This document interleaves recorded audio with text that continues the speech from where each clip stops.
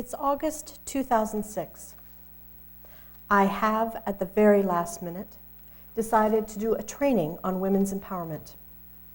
And now I have all this stuff to do, including writing out some goals for the weekend. My kids are 6 and 3, so taking the time away is a big deal. But I have my husband's support. My husband's name is Jeff, and not only will he take care of the kids for the entire weekend, but he's encouraging me to take the process seriously and really think about these goals that I have to write. He'll watch the kids. So I decide to walk the labyrinth at Sibley Park. I've walked labyrinths before, and I find them a way to be open and intentional. So it seems like a good way to take it seriously. I haven't been to Sibley before, so after consulting the computer, I grab the printout of the map and drive to the park. It's a beautiful area, nestled to the east of the Caldecott Tunnel and to the south of 24. It's hilly, and the views are lovely. As I walk along, I notice the various kinds of pathways. Some places are paved, some places are dirt paths, some places are so rocky that I have to pay attention or I'm sure to twist an ankle. It smells like the outdoors, dense and earthy. Every now and again, I catch a drift of some aromatic herb or some cow patty that the unseen animals that are allowed to range on this land have recently dropped. As I walk, I think about what I most need. It's been a hard year at work. A friend has been let go. She's in that place of hating what was done to her and not able to see how her actions contributed. I'm high enough up in the chain of command that I've been told the basics about what happened. I agree with the rationale to let her go, but boy, is it difficult to see her struggle. The place where I work is small, and so we all do more than our job descriptions say. I'm already working super hard to make this little place succeed, and being one down means that we're all going to have to pick up a little bit more for a while. I feel sad, and I feel a little hopeless. Sometimes I feel like I'm not doing anything right. I'm not a good employee, I'm not a good wife, I'm not a good mother. It's the reason I decided it was time to do this empowerment weekend. So I think about my goals as I trudge along. It doesn't actually take that long once I have some quiet space to think and I can focus my attention to it, something that is at short demand with the 6 and 3-year-old. I'm pretty intuitive, I realize. I often know the next best step if I get quiet enough. But following that intuition, now that's a whole different kettle of fish. It is true that I hide things from myself from time to time.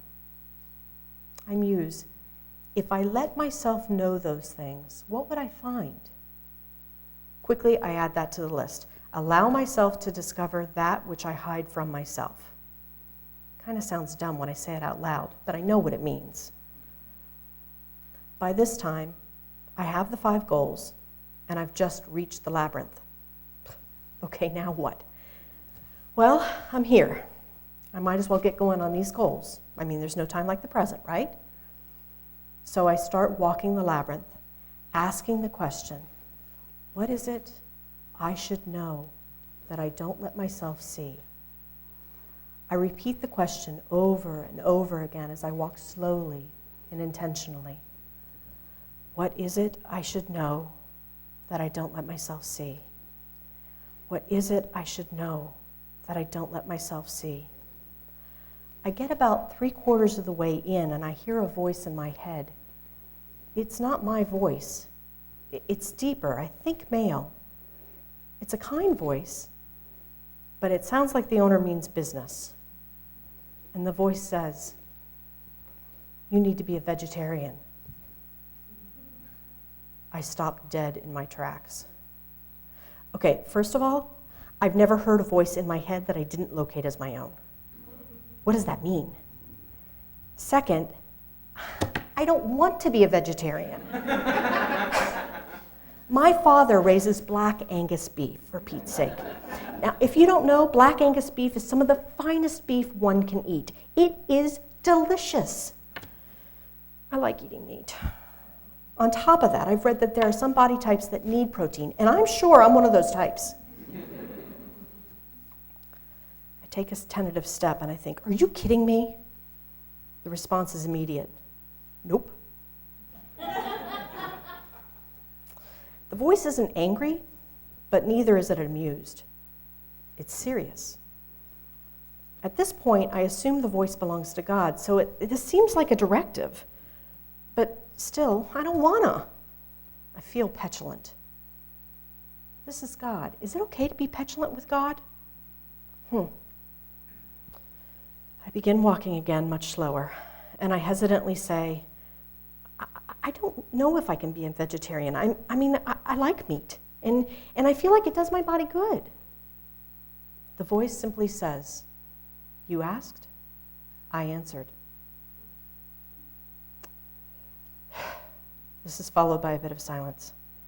And by now, I've reached the middle of the labyrinth, and I stand there kind of shifting from foot to foot. It's true, I asked. And you know what they say, you don't ask a question unless you want to know the answer. So now what do? I say slowly, what if I start slow? What if I swear off eating beef? All the while thinking in an aside to myself, no more steaks, no more steak and eggs, no more hamburgers. Holy crap, what have I gotten myself into? But I notice there's this pause. So I hurry on, feeling like the answer isn't quite acceptable. So then you could give me like a sign or something for the next thing. Like, so I could swear off beef, and then you could let me know when to stop eating pork, and like that. Okay. So no more beef? No more beef. And you'll let me know when it's time to take the next step? Yes.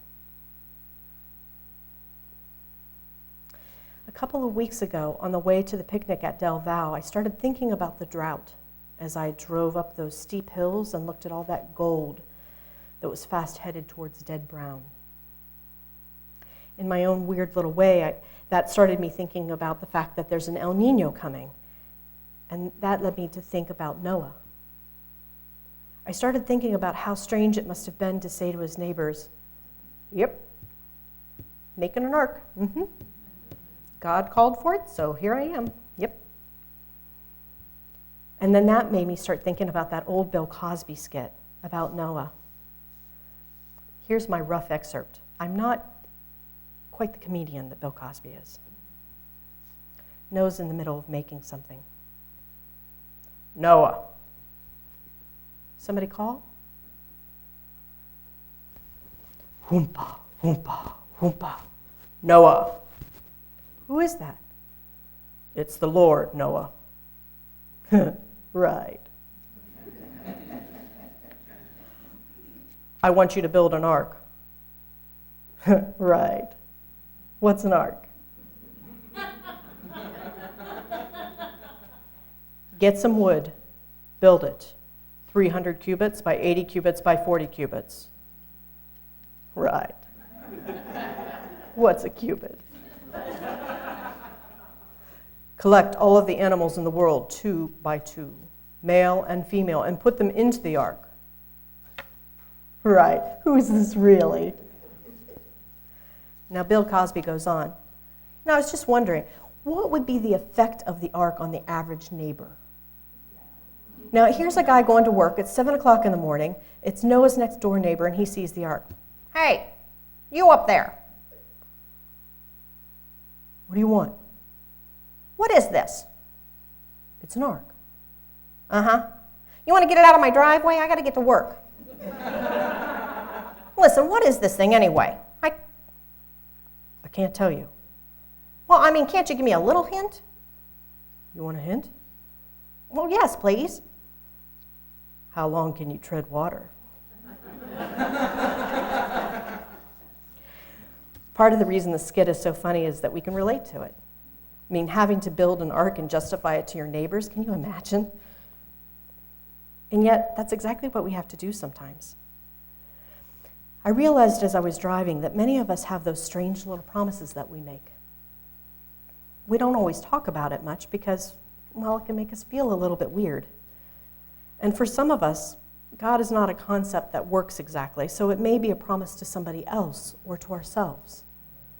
But many of us have promises that we have made: to not drink, to not wear certain kinds of clothes, to not eat certain kinds of foods. The list could go on and on. I wonder about the sharing piece. I think that there are reasons why the anonymous groups exist. I think there's a power in saying out loud and in front of the people, in front of other people, the promises that I have made. It helps me stay accountable. It reminds me why it's important. So for example, I ask the question, what is it I should know that I don't let myself see? And this was the answer. And whether that voice was God or just my best knowing, it doesn't really matter in some respects. It's the thing I need to do. And that's why it's important. And yet, there are reasons why the groups are anonymous too, right? I mean, these kind of promises can influence how people think about you. Moreover, they could have an impact on somebody who's in a position of power. So how do we discern the difference? How do we know when to speak our truth in public versus just staying quiet about it and doing it? I think we use the same process we use to make the voice, to make the prompt. I think we use the same process that we use to make the promise in the first place. We use our intuition.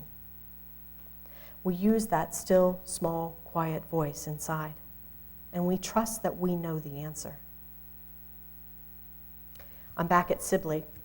I've just said that I would go ahead and stop eating beef. And now my thoughts turn to my father. What am I going to tell him? First of all, who has conversations like this with God? Is he going to think I'm crazy?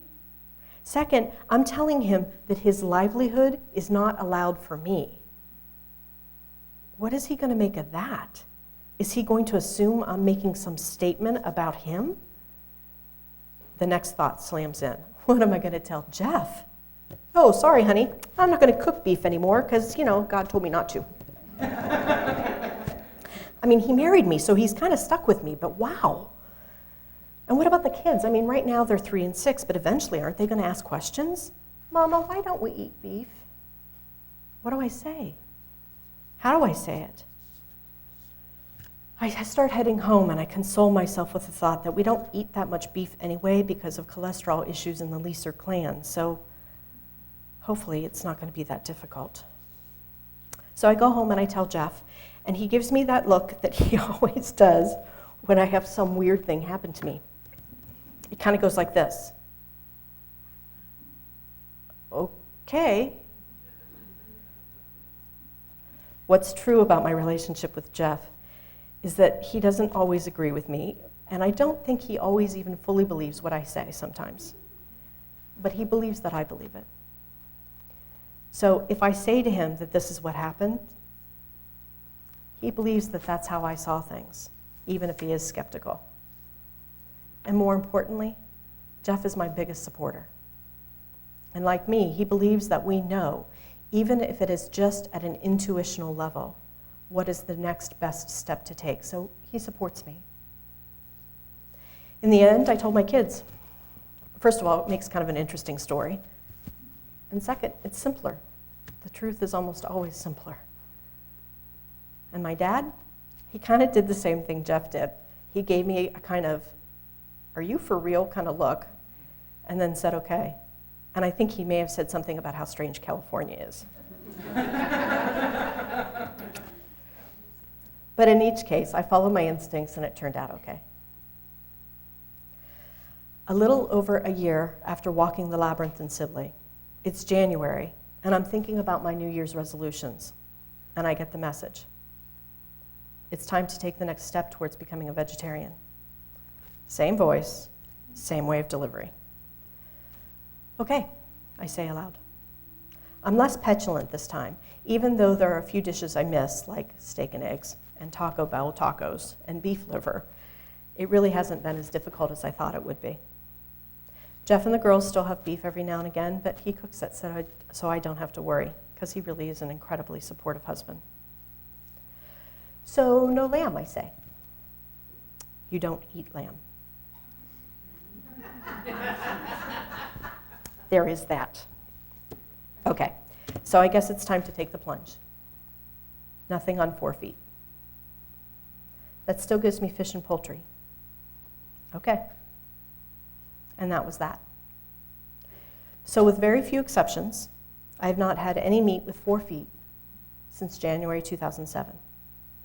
It's kind of a goofy promise, but it's mine. And I tell you this not because I'm trying to lift myself up as some paragon, nor am I trying to convince you of anything about vegetarianism. Rather, I tell you this because I think we all have promises that we make. And I want to make it safe for you, if you want, to share with me what your promise is. This past fall, my eldest daughter, Sarah, I really have to just laugh at the universe sometimes. My eldest daughter, Sarah, announced that she decided to become a vegetarian. So I've been looking at my recipes and converting some of them and adding in the meat just before serving in other cases, and also just finding new vegetarian recipes that we all like. So I expect that one day very soon, I'll be getting another message.